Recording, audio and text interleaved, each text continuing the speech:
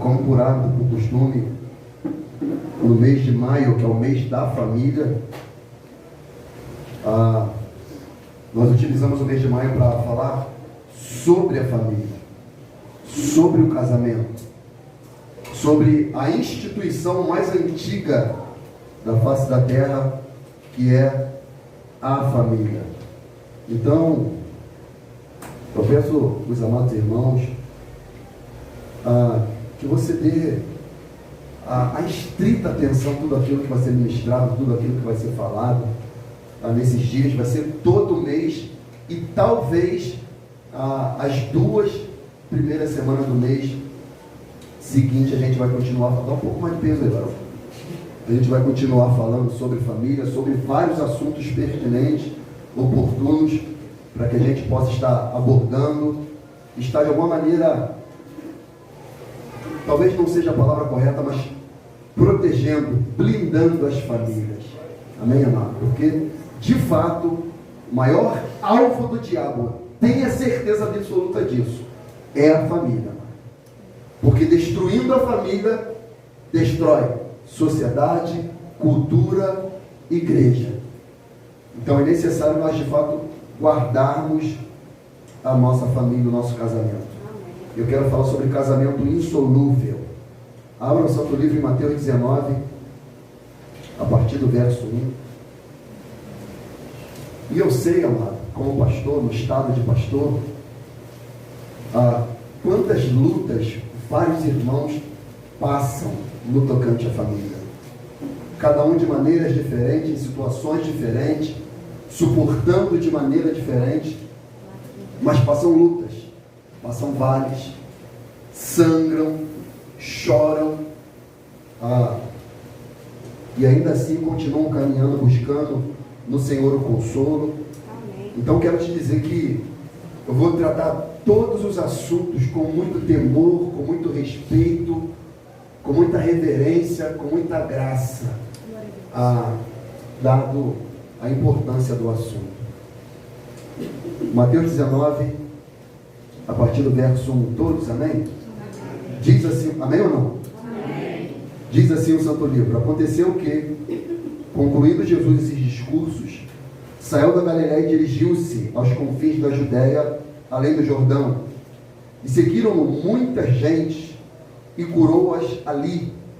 Então chegaram ao pé dele os fariseus, tentando-o e dizendo-lhe: é lícito ao homem repudiar sua mulher por qualquer motivo?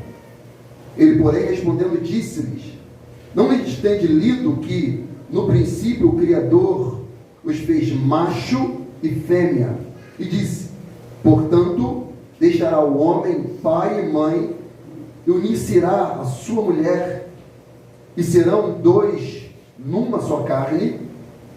Assim não são mais 2, mas uma só carne.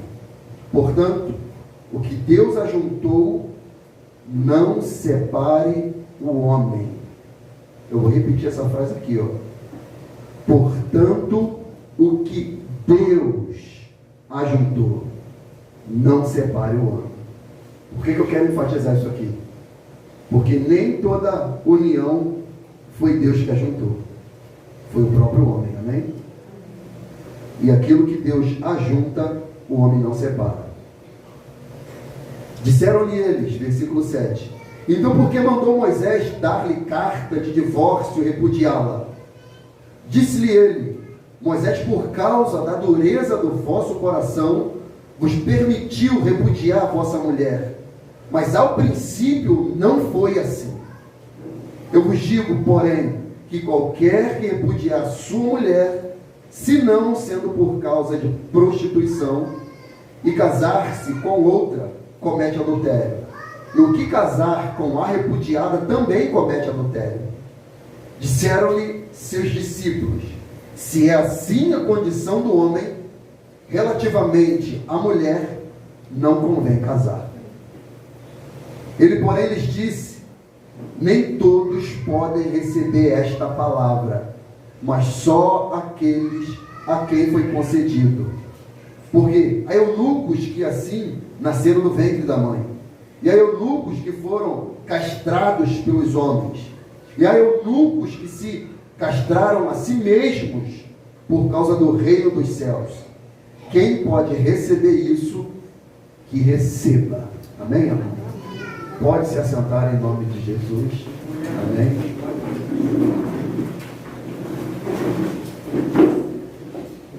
Mais uma vez, quero te pedir a máxima atenção. E eu sei que é muito difícil, tá bom, amado? Eu sei que é muito difícil, mas quero pedir aos pais, cujo qual os filhos não podem estar na salinha no momento, mas que você faça o máximo possível conseguir ficar com seu filhotinho no colo, tá bom? Para que a gente possa ter a atenção máxima, tá ok? A atenção máxima. E eu, como eu disse, e como eu sempre trato, amado, quando eu estou no púlpito, no altar, eu não estou para brincadeira. O altar é sagrado. E eu tenho total consciência disso. Eu tenho consciência absoluta da responsabilidade do altar. Eu não quero ser como Ofni e Finéias, que ofereceram a fogo estranho ao Senhor e o Senhor os consumiu. Eu não quero ser consumido.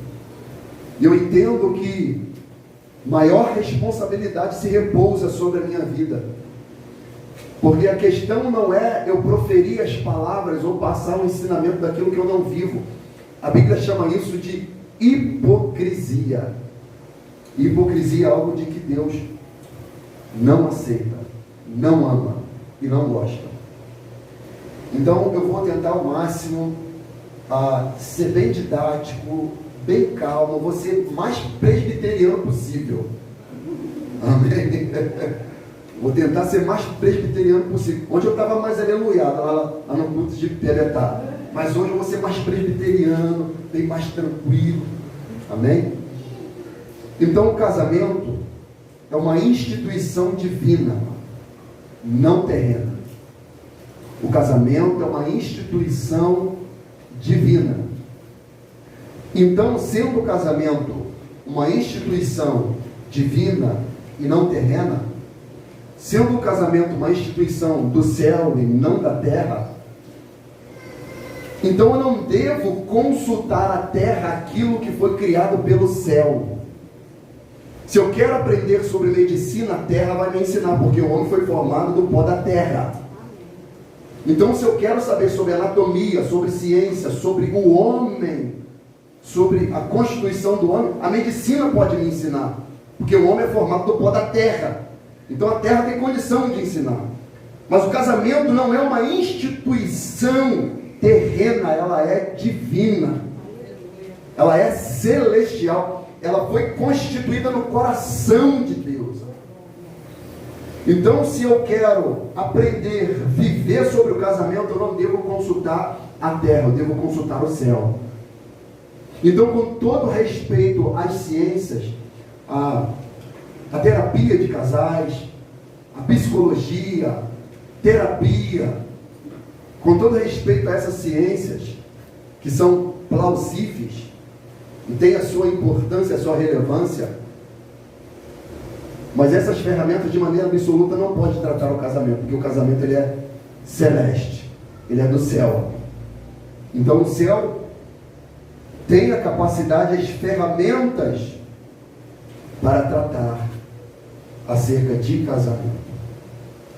O casamento ele é tão sério que os 4 capítulos concernentes às Escrituras Sagradas, onde não há pecado, é Gênesis capítulo 1 e capítulo 2, e Apocalipse capítulo 21 e capítulo 22.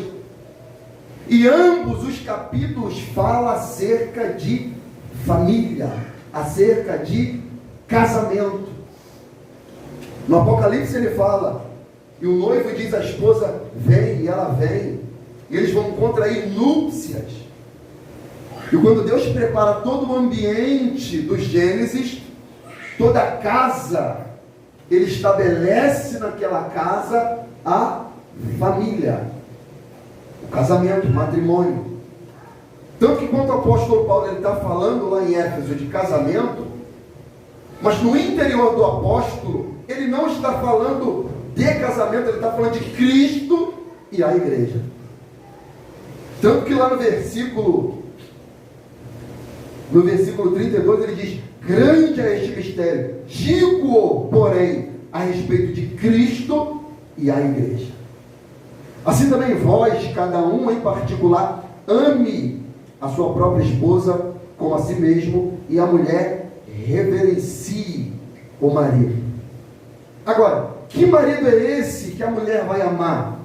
Que marido é esse que a mulher vai apoiar a sua missão, o seu propósito? O marido que ama a sua mulher como a si mesmo. Porque o apóstolo fala: como pode alguém maltratar a si? Então, quem ama a sua esposa tem amor próprio. Então, amado, se eu amo a minha esposa, jamais eu vou me maltratar. Eu vou cuidar de mim. E por que eu cuido de mim? Porque eu amo a minha esposa. Por que eu amo a minha esposa? Porque eu me amo.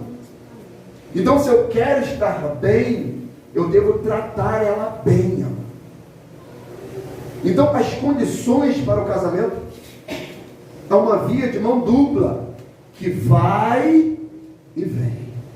Que vai e vem.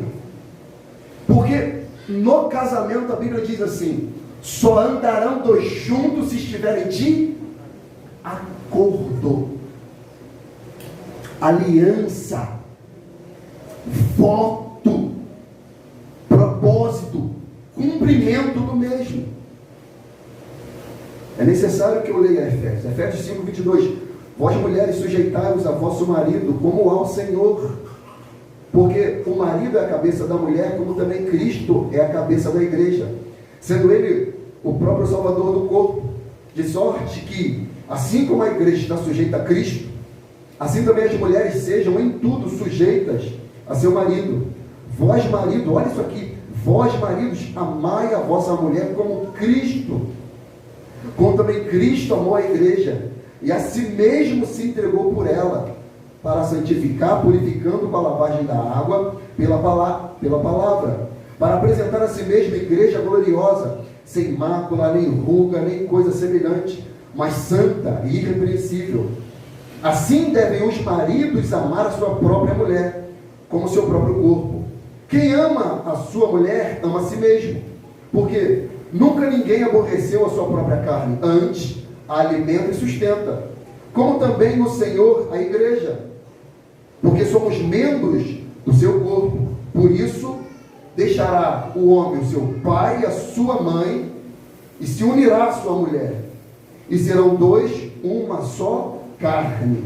Grande é este mistério, digo, porém, a respeito de Cristo e a igreja. Assim também vós, cada um em particular, ame a sua própria esposa, como a si mesmo a mulher reverencie o seu marido. Ouvimos certa feita uma mensagem a respeito desse texto aqui, que o apóstolo Paulo está apontando lá para o Gênesis, que ele diz: por isso deixará o homem o seu pai e a sua mãe, e se unirá a sua mulher, e serão dois uma só carne. Ele está falando de unicidade. Ele está falando: digo, porém, a respeito de Cristo e da igreja. Cristo deixou o pai, Cristo deixou o aposento do pai, Cristo deixou a morada do pai, Cristo construiu a morada para a sua noiva, para a esposa dele. Cristo amou a igreja, Cristo respeitou a igreja, Cristo morreu pela igreja, Cristo não matou a igreja.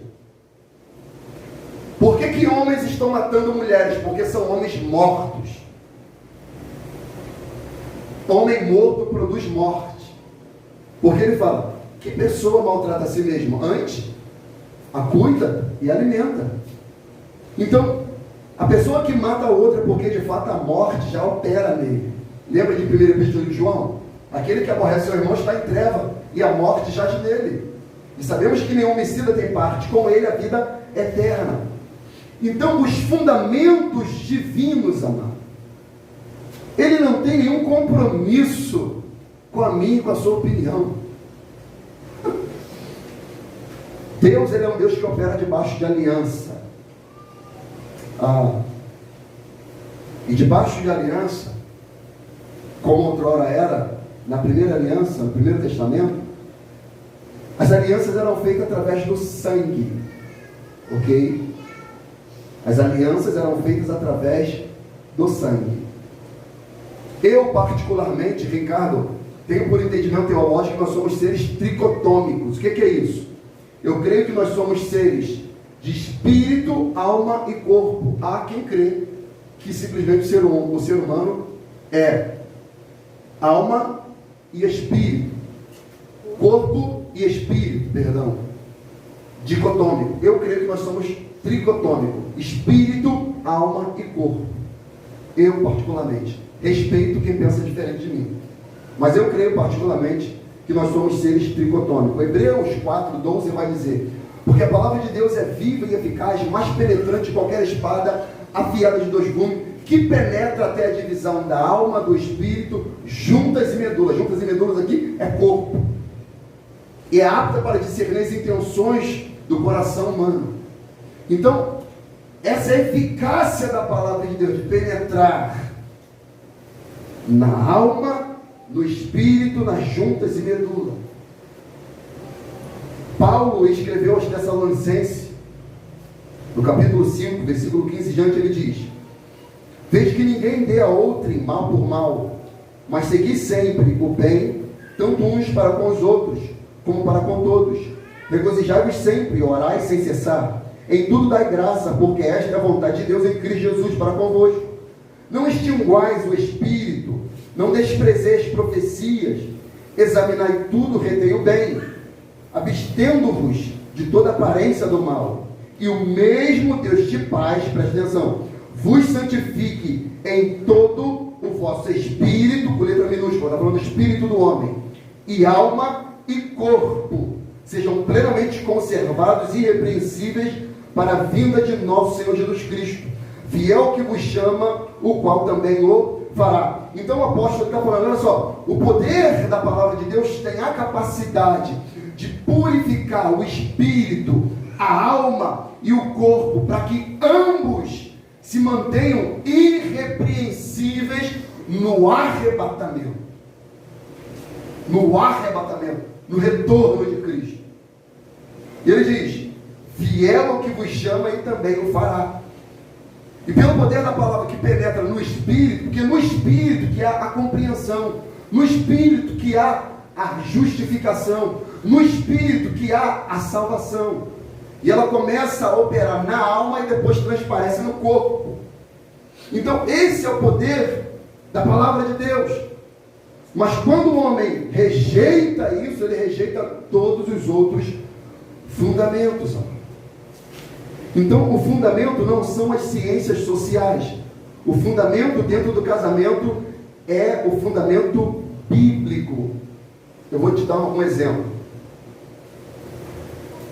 A lei da física não vai respeitar a sua opinião. Se você estiver num prédio de 10 andares, e você chegar lá no alto do prédio, 10 andares, e falar assim: olha só, eu vou me jogar daqui em nome de Jesus, eu não vou morrer.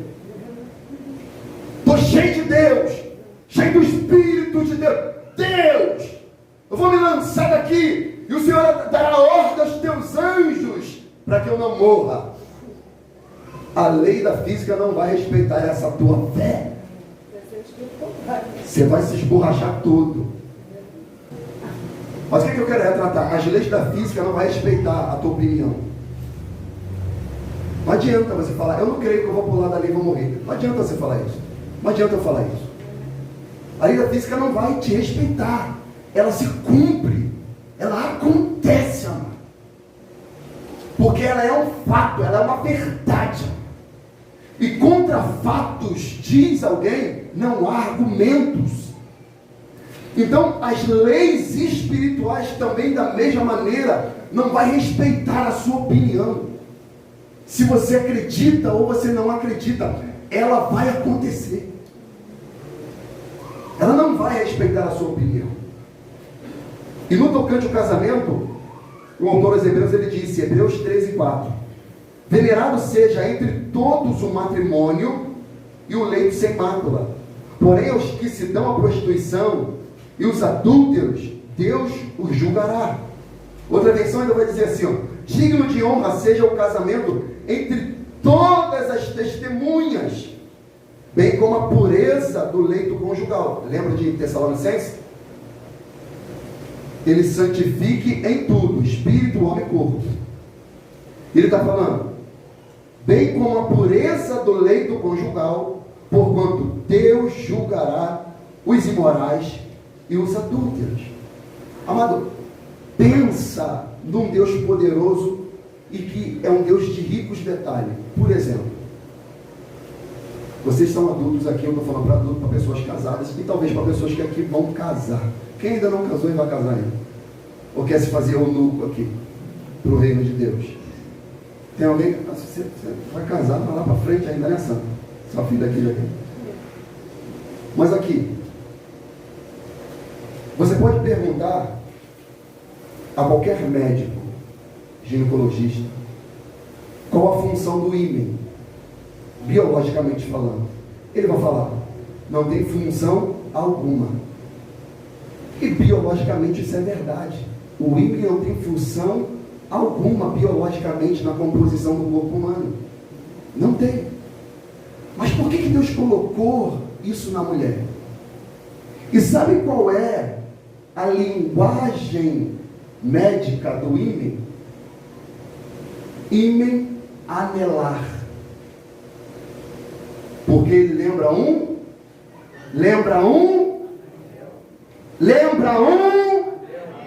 Eu gosto de vitalidade, estou presbiteriano, mas eu estou meio aleluiado, gente. Então quando eu gritar, você vem comigo. Então o ímen, ele tem um formato anelar. E a composição anatômica do homem, o órgão masculino do homem, lembra o quê? Um dedo. Amém ou não, gente? Está com vergonha? Estou sendo educado com vocês. Estou sendo o mais polido possível com vocês. Então, o órgão masculino lembra um dedo. E parte do órgão genital feminino lembra um anel. E o princípio fundamental de Deus na união do matrimônio, que ele disse aqui, ó, digno de honra seja o casamento entre todas as testemunhas. Como que funcionava o casamento judaico? O noivo e a noiva ia para a recâmara, coabitava ali, estava toda a família, os amigos, aquela coisa toda, festa, dança, aquela coisa, bebida, todo mundo lá. Quando acabava o vinho, Deus nos acuda, tem que ter vinho para alegria. Consumou-se o casamento. O dedo entrou-se no anel. E o reino espiritual, para manifestar-se no físico, ele é feito debaixo de sangue. É feito debaixo de sangue. Quando o casamento é consumado pela relação sexual, sangue é derramado num leito que é um altar. E quando a menina e o menino se guardam, se reservam para obedecer às leis espirituais estabelecidas pelo próprio Deus, Deus visita aquele leito ali, que é um altar, que está sendo oferecido um sacrifício, e ele recebe aquele sacrifício. Lembra de 1 João que diz que Cristo ele é a nossa propiciação? O que era a propiciação? Era um sacrifício que matava, degolava um animal e aspergia o sangue na tampa do propiciatório. Deus vinha e lambia aquele sangue em forma de fogo. Ele recebia aquele sacrifício. Então, quando o ato de relação sexual é consumado e o sangue é rompido, Deus visita aquele ambiente ali. Ele aceita aquele sacrifício, aquele altar. Por isso que ele diz, digno de honra seja o casamento entre todas as testemunhas. O marido, ele trazia o lençol. O lençol era que cor? Branco. Bem como a pureza do leito conjugal, santidade. Porquanto Deus julgará os imorais e os adúlteros. Ele apresentava o lençol com o sangue para mostrar que aquele ato ali foi aceito e consumado debaixo da vontade de Deus. O sangue dá passaporte do reino físico para o reino espiritual. Da mesma maneira que Deus visita um relacionamento que é constituído debaixo de compromisso pautado nas leis divinas, o diabo também visita. Eu creio. Porque toda relação sexual há rompimento de microvasos sanguíneos. A gente não vê, mas há.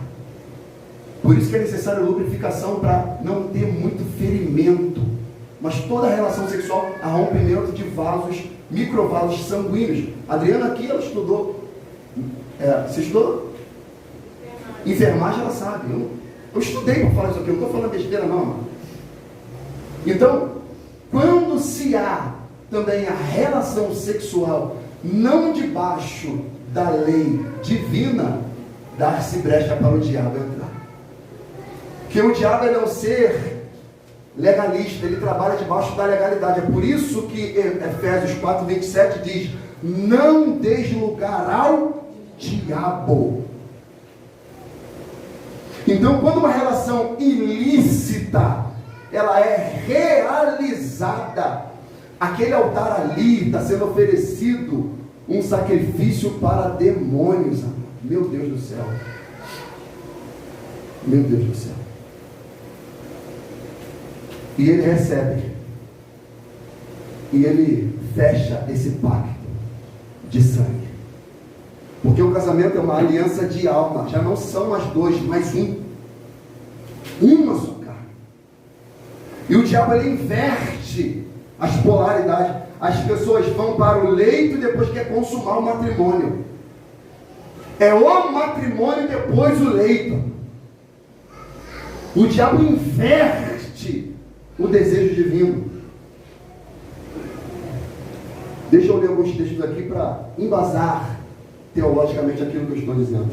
Números 35, 33 diz: assim em diante, assim não profaneis a terra em que estais, porque o sangue faz profanar a terra, e nenhuma expiação se fará pela terra por causa do sangue que se derramar nela, senão com o sangue daquele que a derramou.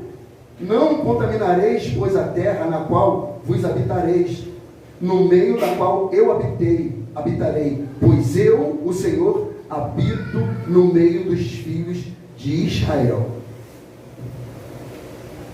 Quando o homem tem relações sexuais com a sua esposa, ele emite algo que é chamado de sêmen, que vem da palavra latim semente. E ele lança essa semente em sua esposa, que biologicamente gera como se fosse a terra. Amém ou não? Amém. Ela gera como se fosse a terra. A terra, quando você lança semente nela e você lança água, ela frutifica, germina. E ali há o rompimento, teve a relação, tem o rompimento, tem o sangue no altar, na terra. Só que quando essa relação é ilícita, profana a terra. E é isso que Deus está falando aqui, olha só. Porque o sangue faz profanar a terra. Nenhuma expiação se fará pela terra por causa do sangue que se derramar nela, senão com o sangue daquele que a derramou. Porque era a lei do Antigo Testamento. O que mata deve morrer. Romanos 8, 22 diz: porque sabemos que toda a criação geme com dores de parto até agora. Então o apóstolo está ilustrando a terra como uma mulher que fora semeada, está gerando algo, está gemendo com dores de parto para colocar o seu filho na terra. Levítico 17, 11 diz: porque a alma da carne está no sangue, pelo que vou tenho dado sobre o altar, para fazer expiação pela vossa alma, porquanto é o sangue que fará expiação da alma. Então, a relação matrimonial é aliança de alma. De alma. Gênesis 9:3 em diante diz: tudo quanto se move e é vivente será para vosso mantimento. tudo vos tenho dado como a erva verde, a carne, porém a sua vida, isto é, com o seu sangue, não comereis, e certamente requererei o vosso sangue, e o sangue da vossa vida, da mão de todo animal o requererei, como também da mão do homem e da mão do seu irmão, e de cada um requererei a vida do homem. Quem derramar o sangue do homem, pelo homem o seu sangue será derramado, porque Deus fez o homem conforme a sua imagem. Mas vós frutificai e multiplicai-vos, provai abundantemente a terra e multiplicai-vos nela. Aí você pode estar pensando talvez aí, mas pastor, eu não me casei virgem. E aqui eu vou me declarar diante de vocês, eu também não. Minha esposa se casou virgem comigo, eu não casei virgem com ela. Então, a minha vida não é exemplo para você. O exemplo para você é a Bíblia, é a palavra de Deus. E você deve se acalmar diante de Deus, mediante tudo isso que eu estou te falando. Por quê? Quem entrou uma vez no Rio Jordão para ser salvo, entrou uma vez só. Quem entrou 7 vezes no Rio Jordão, entrou para se purificar. Então, se você amado, não casou virgem, fica tranquilo. Você entrou no Rio Jordão para se salvar. Mas para se purificar, mergulha 7 vezes no Rio Jordão, que haverá cura na sua alma, na sua vida e na sua família. E sobretudo, no seu casamento, meu amado. No seu casamento. Sabe por quê? Quando alguém está trabalhando com pintura, com tinta, e você quer remover aquela tinta, o que você passa? Removedor. O que você passa? Mas qual o nome que se dá do removedor? Oi? Não entendi. Água raiz, é o mais famoso. Você remove a tinta que você pintou onde você não queria, você passa água raiz. Quando a mulher está pintando a unha e ela borra, ela fala, rapaz, pensei que essa coisa desse esmalte aqui era uma mulher horrorosa, esse esmalte, maligno esse esmalte. Você vai e passa acetona. E você remove. Você consegue tirar. E quando há pecado, não é água raiz, não há acetona, é o sangue de Jesus, amado, que nos purifica de todo pecado, amado. Então fica tranquilo, se como eu, você não se casou virgem. Há poder no sangue de Jesus para purificar o teu casamento. Há poder no sangue de Jesus para purificar a sua família. Há poder no sangue de Jesus. 1 João 1,7 diz, se andarmos na luz como na luz ele está, temos comunhão uns com os outros, e o sangue de Jesus Cristo, seu Filho, nos purifica de todo pecado. Versículo 9, se confessarmos nossos pecados, ele é fiel e justo para nos perdoar os pecados e nos purificar de toda a injustiça. Então, houve essa aliança feita entre o homem e uma mulher. E os votos devem ser mantidos. Mas como eu disse, amado, há inúmeras situações diferentes que talvez cada um aqui passe. Ou passará. Tomara a Deus que não passe. Mas, Paulo falou, bom seria que o homem não tocasse nem mulher, que não se casasse. Mas os tais vão ter tribulação na carne. Então, se está escrito, vai acontecer. E acontece que eu estou casado há 20 anos e tenho, o negócio é doido. Cadê a nega? Ela ali. Cara dela. A nega é brava. Está falando essas coisas aí, seu louco.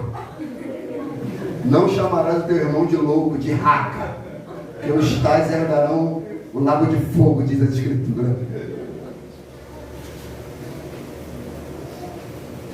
Mas são vários os fatores, amados, eu sei. Eu estou descontraído aqui porque o assunto é denso, é pesado. São várias situações, amado, que irmãos passam, pessoas passam fora daqui. Que se você olhar humanamente falando, você fala, meu irmão, sai fora disso daí que é laço. Abandona, sai. Mas eu, no estado de pastor, eu luto pelo casamento até as últimas consequências. Só quando não tem mais jeito. E essa discussão chegou aos fariseus, que queriam persuadir Jesus e querer levar Jesus a uma contradição teológica. E agora vamos entrar no texto. Agora que você entendeu o fundamento, o princípio da aliança, que há uma lei espiritual, que há um sacrifício no altar oferecido, que Deus recebe. Agora vamos entrar no texto lido. Mateus 19:1. Aconteceu que, concluindo Jesus esse discurso, saiu da Galiléia e dirigiu-se aos confins da Judéia, além do Jordão. E seguiram muita gente e curou-as ali. Então chegaram ao pé dele os fariseus, tentando e dizendo-lhe: é lícito ao homem repudiar sua mulher por qualquer motivo? Por que eles jogaram essa daqui? Porque João Batista já tinha sido morto, porque repreendeu o rei Herodes, irmão de Filipe de Itureia. Ele falou: a mulher que tua mulher do teu irmão não é tua, você está em adultério. E João foi preso por causa disso, e perdeu a cabeça por causa disso. E como os fariseus queriam pegar Jesus, eles pegaram um texto do Antigo Testamento, Deuteronômio 24, versículos de 1 a 4, e colocaram diante de Jesus. E aí, é lícito repudiar a mulher por qualquer motivo? Ela cozinha mal, vou largar. Ela tem CC, vou largar também. Eu casei com ela, eu achava que ela não tinha bafo, tem, vou largar também. Eu casei com ela, eu achava que ela gosta de tomar banho, mas não toma, vou largar também. Então, eles queriam largar, abandonar, repudiar a mulher por qualquer motivo. Qualquer motivo. A palavra repudiar ali no grego é apoluo. Apoluo significa libertar, deixar ir, despedir, não deter por mais tempo, um requerimento a qual a liberdade é de partir, é dado por uma resposta decisiva, ou seja, vai embora, não te quero mais, sai daqui, sai dos meus aposentos, mandar partir, despedir, deixar livre, libertar um cativo, soltar das cadeias, mandar partir, libertar, ou seja, vai embora, por qualquer motivo. Aí, Jesus, que sabia dessa intenção deles, que eles queriam pegar Jesus num equívoco teológico, porque havia duas escolas teológicas no período de Cristo, de duas opiniões diferentes. Uma defendia o divórcio por qualquer motivo e outra apoiava o divórcio só por infidelidade conjugal. E tinha essas duas escolas que ficavam ali degladiando por causa da interpretação de Deuteronômio capítulo 24. Só que Jesus, ele eleva a interpretação do texto, enaltece o casamento e não o divórcio. E hoje, como que o divórcio está em alta? Você não vê noticiários falando de casamentos, você vê noticiário falando de divórcio. Então já é uma cultura humana do homem enaltecer, colocar em evidência o divórcio e não o casamento. Porque Jesus, ele eleva a situação. Eles perguntam: é lícito largar a mulher, abandonar, repudiar por qualquer motivo? O que era o repúdio? Ele tinha que deixar essa mulher embora, dar uma carta de desquite para ela, dar posses para ela, mas essa mulher ficava mal vista na sociedade. Essa mulher teria dificuldade de contrair novamente um novo matrimônio. Então, de alguma maneira, quando aquele recurso acabar, ela teria dificuldade de sobreviver. Então havia uma crise social, amado, por causa disso. Aí Jesus, ele mostra o princípio, o fundamento. Ele fala: ele, porém, respondendo, disse-lhes: não tendes lido que no princípio o Criador fez macho e fêmea, e disse: portanto deixará o homem pai e mãe, e unir-se-á a sua mulher, e serão dois uma só carne. Assim não são mais dois, mas uma só carne. Portanto, o que Deus ajuntou, não separa o homem. Então a questão do casamento insolúvel é o fundamento. E não aquilo que é legal, mas não é moral. É até legal, é até lícito, mas não é moral. Então a questão é o fundamento colocado por Cristo. Isso é tão sério, mas tão sério, que os discípulos, que a conversa não era com os discípulos, Marcelo. A conversa era com os fariseus. A conversa era com os inimigos de Cristo, que queriam pegar Cristo. E os discípulos ouvindo, minha irmã, Cristo falava lá, mestre, peraí, mestre, se é essa a condição, então não é nem bom casar, não é nem jogo entrar no casamento.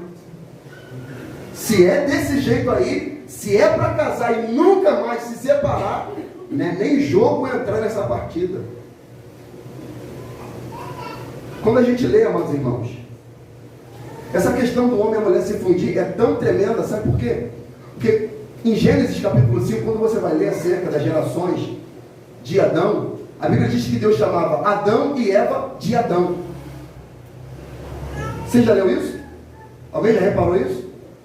Que ele não chamava Eva e Adão, era Adão. Ele estava falando dos dois.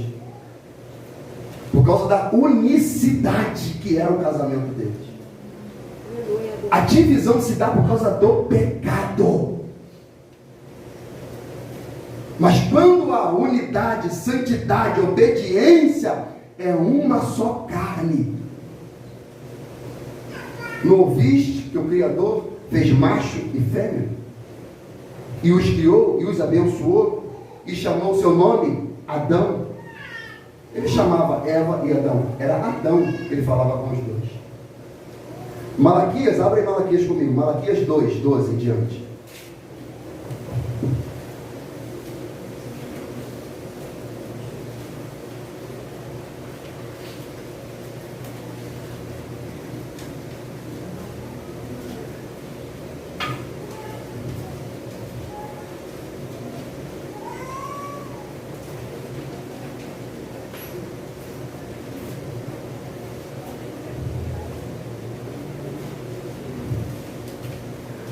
Essa versão aqui é King James. Malaquias 2, 12 em diante. Sendo assim, Yahvé eliminará das tendas de Jacó todo homem que agir deste modo, seja quem for, ainda que esteja trazendo ofertas ao Senhor dos Exércitos. Mesmo assim, insistis em questionar. Por quê? Ora, porque Yahvé tem sido testemunha entre ti e a tua esposa, que tens desde da sua juventude, para com a qual foste infiel, não cumprindo a tua promessa de lealdade, embora ela fosse tua companheira e a mulher da tua aliança matrimonial. Ora, não foi o Senhor que fez deles um só? Ele lhes pertence em corpo e espírito. E por que um só? Porque, olha só isso aqui, amado. E por que um só? Porque ele desejava uma descendência santa e abençoada. Então o desejo da unicidade do matrimônio é que através do casamento, Deus faça uma geração santa, pura, separada, idônea e abençoada. Mas só que quando a quebra do mandamento de Deus, o diabo entra no meio. O que acontece? Homicídio, morte, briga familiar, conjugal, porque há quebras da lei divina. O diabo que não respeita, ele vai entrar.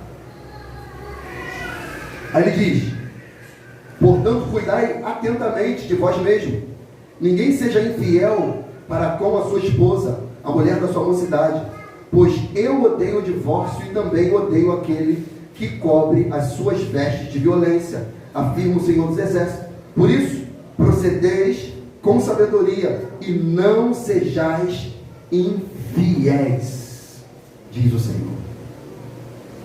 Então o desejo de Deus era uma descendência pura e santa para povoar a terra. Agora, pastor, então por que há o divórcio? Então por que pessoas começam bem e terminam mal? Porque primeiro quebram a lei. E por que quebram a lei? Por causa da dureza do Por causa da dureza do...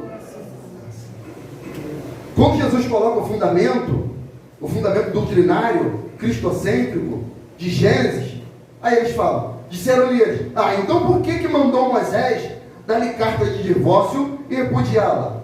Disse-lhe ele, Moisés, por causa da dureza do vosso coração, vos permitiu repudiar a vossa mulher, mas o princípio, aí ele aponta para o princípio de novo, mas o princípio não foi assim.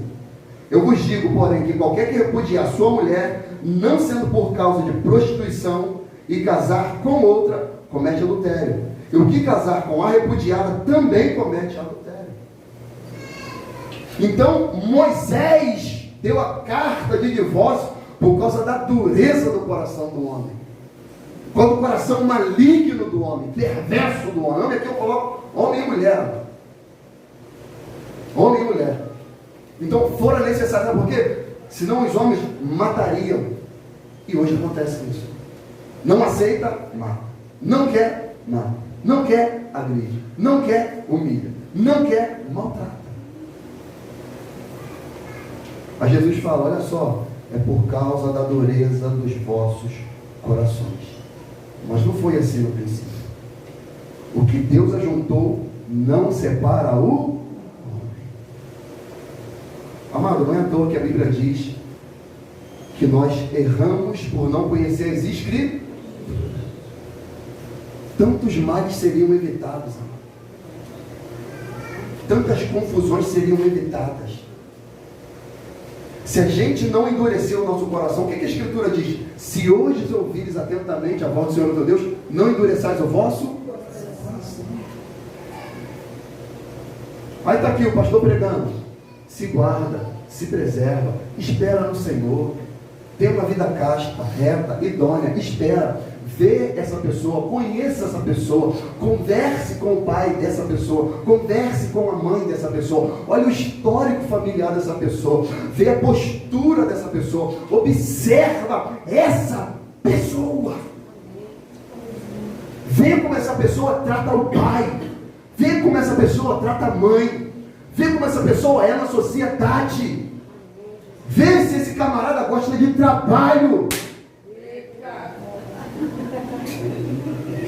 Vê se esse cabra de fato é homem, mano. Tem cinto na calça.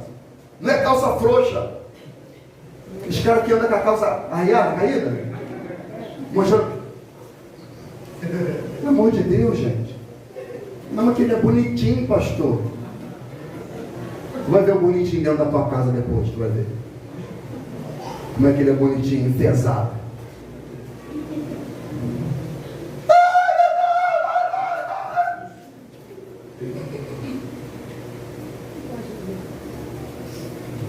Olha os requisitos, amor. Estuda, se forma, ouve teu pai, ouve a tua mãe, vê o que Deus está falando, para você não entrar em furada. E fazendo tudo isso, amor, ainda assim é difícil, porque são duas pessoas diferentes que vão se unir. Ainda assim é difícil, vai haver diferença. Mas quando você pega alguém, o que Deus fala? O que o pai de Sansão falou? Sansão, não há tantas aqui na nossa parentela, não, mas eu quero diferente, eu quero fanqueira. Eu quero fanqueira. Mas Sansão, não, eu quero a pagodeira, tatuada. A toda rabiscada, eu quero ela.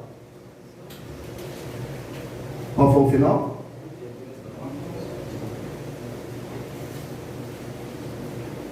Honra teu pai e tua mãe para que seu dia se prolongue sobre a face da terra, porque esse é o primeiro mandamento com promessa. Para que vivas muito e vá bem em todos os teus caminhos. Então a questão é a dureza do coração, gente. Então no tocante ao casamento, quando as situações mais críticas acontecerem, não endurece teu coração, não. Endurece. Deixa eu ler esse texto aqui de 1 Coríntios capítulo 7. Abra comigo se você quiser. Se não, você escuta o texto. Eu já estou entrando já na minha conclusão. Eu aconselho a você ler 1 Coríntios capítulo 7, do 1 até o final. Do 1 até o final. Mas como não dá tempo aqui, eu tive que pegar aqui os melhores textos aqui, os melhores versículos. 1 Coríntios 7,10 em diante diz: todavia aos casados mando não eu, mas o Senhor, que a mulher não se aparte do marido. Se porém se apartar, que fique sem casar, ou se reconcilie com o marido. E que o marido não deixe a mulher. Mas aos outros digo eu, não, Senhor. Se algum irmão tem mulher descrente, e ela consente em habitar com ele, não a deixe. O que ele está falando? Um irmão crente, bíblico, vai no culto, tem Cristo como Senhor. Ele tem uma esposa descrente, mas ela consente com habitar com ele. Ele fala, não deixe. Não deixe. O que ele está dizendo? No que depender de você, permaneça junto. No que depender de você, tenha paz. No que depender de você, mantenha a aliança. Mas se ela te deixar, você está livre. Ok? Aí ele diz, 13. E se alguma mulher tem marido descrente, e ele consente em habitar com ela, não o deixe. Ele dá os dois exemplos. Se é mulher santa, bíblica, vai na igreja, ama Jesus, gosta de orar, lê Bíblia, generosa, submissa, e tem um marido descrente, que ainda não se converteu, que não aceitou a Cristo, não reconheceu como Senhor, mas ele consente habitar, ou seja, ele respeita, é honroso, ele é provedor, ele protege essa mulher, ele respeita a família dessa mulher, esse homem protege essa mulher, não agride, não maltrata. Ele está falando, não deixe. Estão convivendo bem na medida do possível? Não deixe, não se separe. Ele diz, porque o marido descrente é santificado pela mulher, e a mulher descrente é santificada pelo marido. De outra sorte, os vossos filhos seriam imundos, mas agora são santos. O que ele está apontando? Ele está apontando lá para Malaquias que falou. Ele procura uma descendência santa e abençoada. Isso não significa que vão ser salvos, mas através da pureza dessa mulher ou desse homem, os filhos vão nascer debaixo de uma bênção. Aí ele diz, mas se o descrente se apartar, aparta-se. Porque neste caso, o irmão ou a irmã não está sujeito à servidão, mas Deus chamou-nos para a paz. Porque, de onde sabes, ó mulher, se salvarás o teu marido? Ou de onde sabes, ó marido, se salvarás a tua mulher? E assim, cada um ande como Deus lhe repartiu, cada um como o Senhor o chamou. E é o que eu ordeno em todas as igrejas. Então a igreja de Corinto estava passando esse conflito, que era uma igreja de mundanos, de ímpios, pagãos, que vieram de uma cultura totalmente depravada, que um marido se converteu, mas a mulher não, que uma mulher se converteu, mas o marido não, e eles estão agora dentro da igreja, eles estão passando dilema, e ele fala, Paulo, e agora o que eu faço? Eu me converti, mas meu marido não. Meu marido não gosta de Jesus, meu marido não quer Jesus, ele não quer Cristo, ele não quer vir para a igreja, ele não gosta desse ambiente, ele não gosta do louvor, da adoração, da cristandade, ele não gosta de nada. Mas Paulo, calma, ele te trata bem? Não, ele é até um bom homem, ele te respeita, ele até me respeita, ele é provedor, ele te protege, ele entra numa briga para te proteger, se o suficiente for, sim, então não deixa ele, sim. Então não deixa ele. Não deixa ele. Mas se ele for, você está livre, você pode casar de novo. Então, veja como que o casamento ele é volátil. Jesus disse, se não, por causa de prostituição. Aí sim, a pessoa está livre. Mas se não se separar por causa de prostituição, por qualquer motivo, Jesus diz, se você se separar por qualquer motivo, não sendo por prostituição, se você se casar, quem casar com você comete adultério, e quem casar com ela comete também. Mas a graça mostra que, em alguns aspectos de situações variadas, são várias situações, gente, a gente não tem noção da variedade de problemas que há em família e casamento. E Paulo fala, olha só, se ele te deixar, você está livre. Se ela te deixar, você está livre. Mas isso abre vários leques aqui. Se a gente parar para falar, vai ser a noite toda. Mas nesses dias a gente vai pontuar cada um. E o primeiro de hoje é eu quero que você entenda, o casamento é insolúvel. O que Deus uniu, não separa o homem. Não vote, mas se votar, que cumpre seu voto. Eu já vou entrar na minha conclusão. Por exemplo aqui, vou falar como Paulo, digo eu não o Senhor. Digo eu não o Senhor. Amém? Vou inverter para não ficar ao contrário. Se um irmão chega, pastor Ricardo, minha mulher é um siri na lata. Minha mulher tem um espírito, Maria, nada contra você, mas trazendo de lampião. Mas minha mulher tem um espírito de Maria bonita. Ela pega a faca, risca no chão, me ameaça, fala que vai me matar, pinto, caneco. É beba, pastor. E me agrediu muito. Não, te agrediu? Me agrediu. Não, mas com palavra, não, fisicamente. Deu tapa na cara, ali tacou as coisas, meteu a mão na garrafa, quebrou os pratos, veio com um caco de vidro. Que isso, rapaz?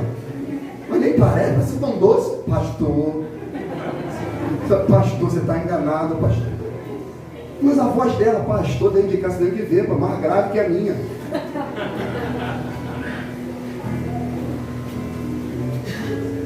Eu, não o Senhor, repito.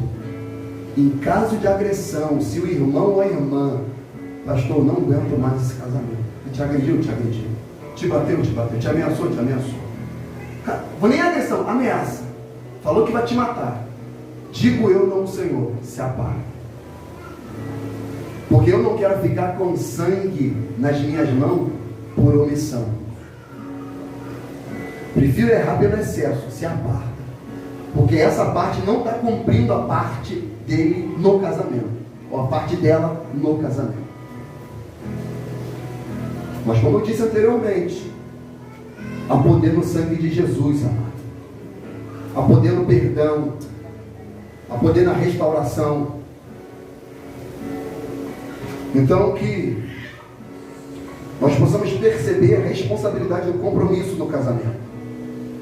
Disseram os discípulos, se é assim a condição do homem relativamente à mulher, não convém casar.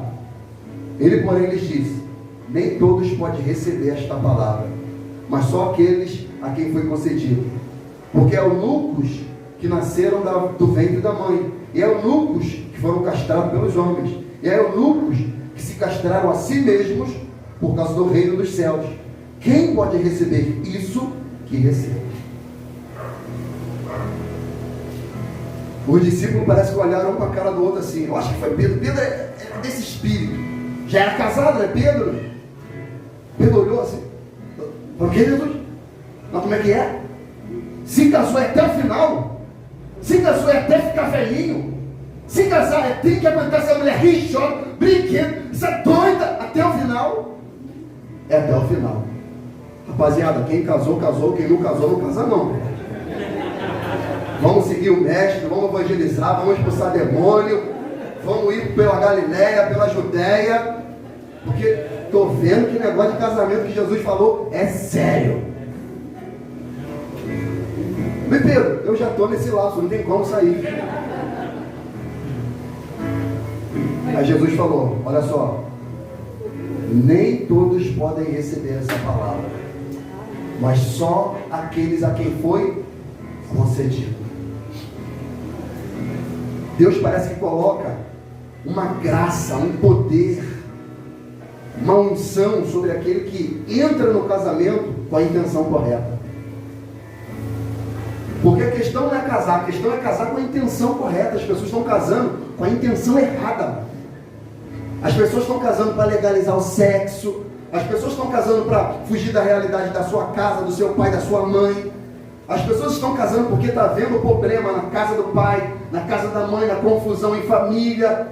E encontra alguém, um refúgio. E fala, eu vou sair desse ambiente, vou ficar com essa pessoa me ama, me dá carinho, me acode, não sei o quê. Aí não casa com a intenção correta, casa com a intenção errada. E aquilo que começa mal, a probabilidade é de terminar mal.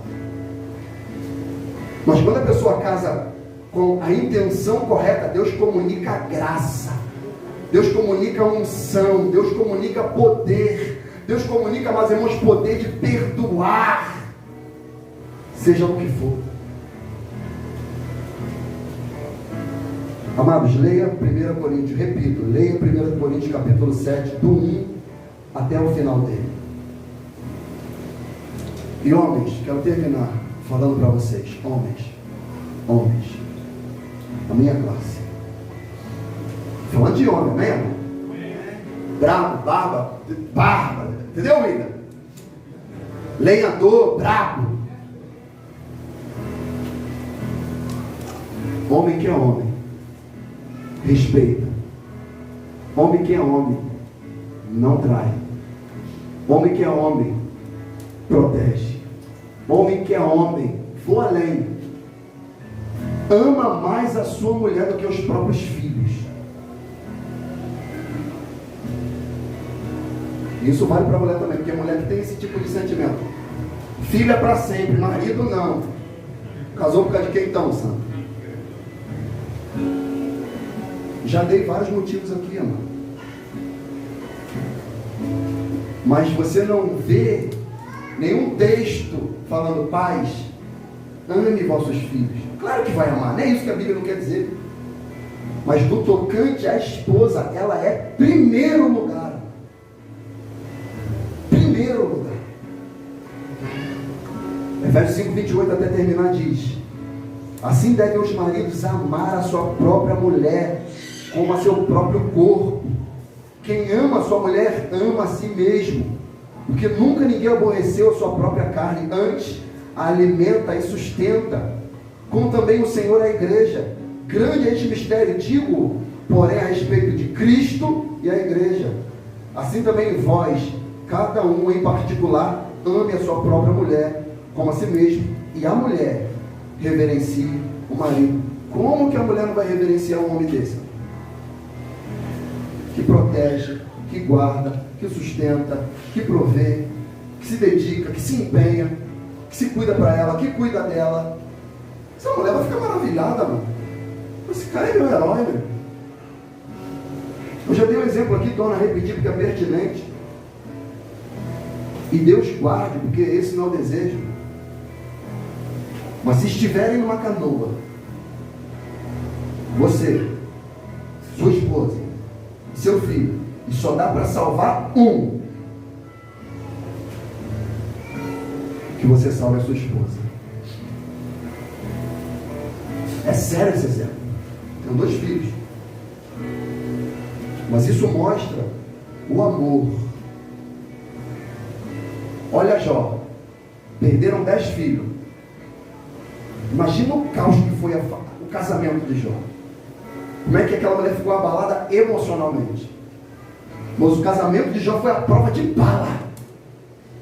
Eles falaram: nós perdemos recurso, perdemos empresa, perdemos prestígio, perdemos o lar, perdemos casa, dinheiro, recurso, perdemos filho. Mas parece que Deus bradou no espírito de Jó: mas nós não vamos perder o nosso casamento. Através do nosso casamento nós vamos de novo constituir, manter a nossa família. E Jó foi homem o suficiente, aquela mulher foi mulher o suficiente para ficar ao lado de um homem quebrado, doente, sem recurso, sem empresa, sem amigos, sem nada, mano. Mas ela foi mulher o suficiente para ficar ao lado desse homem. Se faltar um bife, quer sair de casa. Mas na casa do meu pai, na casa de papai, eu comia. Mas ela perdeu o filho, perdeu tudo. Chegou até ter um desequilíbrio, mas falou: Jó, abandone-se, Deus, e morre. Ainda mantém a tua integridade. Porque aquela mulher estava abalada emocionalmente. Eu tenho que entender, essa mulher perdeu 10 filhos. E Jó, eu entendo, eu percebo que Jó pegou aquela mulher, deu carinho, falou, cuidou. Ele falou igual Eucana falou: mulher, não te sou eu melhor do que 10 filhos. Não te sou eu melhor do que tantos filhos. O que ele está falando? A despeito de nós perdemos até a nossa prole, você é mais importante para mim. disse Eucana para Ana. E aquela mulher foi consolada, edificada por Jó, restaurou o amor, o ânimo. E depois a Bíblia diz que Deus virou o cativeiro de Jó. Glória a Deus. Deu tudo em dobro, novamente. Então o casamento de Jó foi a prova de bala, a prova de fogo. Perderam tudo. O cara desempregado, duro, doente, enfermo. Mas aquela mulher ficou lá, do lado dele. Aqui, ó. Várias irmãs assim, a irmã Terezinha manteve a palavra, o matrimônio, o voto, até o final. A irmã Teté, que está lá na sua luta, no seu vale, mas está cuidando da mulher da mocidade dele, amado. Isso é exemplo para a gente, amado. Glória a Deus. Está engatinhando aí, ó, na caminhada do degrau do casamento. Que é na saúde, na doença, na riqueza, na pobreza, em qualquer situação, amado. Quantos anos, irmã Terezinha, de casamento? 49 anos de casamento. Ficou ao lado ali. Deus. A irmã Arlísia ficou lá. O marido dela não servia a Cristo, mas consentia em habitar com ela, deixava ela adorar, servir a Deus. E você tinha que ver como que Dona Arlísia tratava aquele homem, pelo amor de Deus, amor. Sabe como é que ela chamava ele? Seu Léo. Seu Léo. No final, tem situações que é assim. No final, Deus comunicou graça ao Léo, e ele recebeu a Cristo como seu Senhor e Salvador. E aquela mulher viu o cumprimento da promessa acontecer na vida dela. No final, foi no final. Mas talvez essa não possa ser a sua realidade. Pela fé Deus pode operar hoje, Deus pode operar amanhã, eu não sei. Mas Ele é um Deus de milagre, Ele é um Deus de maravilha. Não perca a esperança, amado. Não perca a esperança. Acredite na instituição que Deus constituiu, que é o casamento. Amém? Fique de pé em nome de Jesus.